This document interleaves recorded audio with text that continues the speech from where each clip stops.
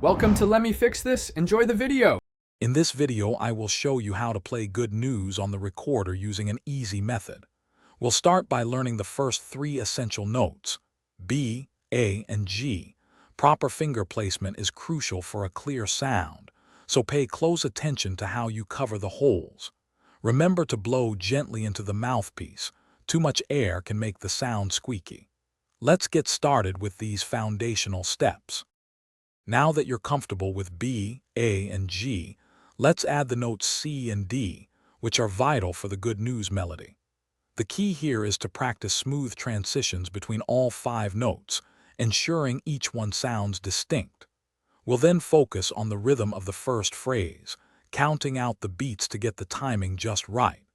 Consistent practice will help build your muscle memory and improve your overall sound quality. With all the notes under your belt, it's time to combine them and play the full good news melody. Focus on maintaining a steady tempo from beginning to end, avoiding rushing or dragging. Listen carefully to your own playing, ensuring each note has the correct pitch and that your rhythm is precise. Don't be afraid to slow down and practice difficult sections repeatedly until they feel natural. To truly master good news and other songs, consistent practice is key. Try to dedicate at least 15 minutes each day to your recorder.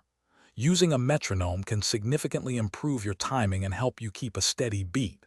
Remember, the more you practice, the more confident you'll become. For those who love to read and learn, check the description for a link to the new Kindle Paperwhite, as well as other great deals. Keep playing and exploring new music. Thanks for watching. If you found this helpful, don't forget to like and subscribe.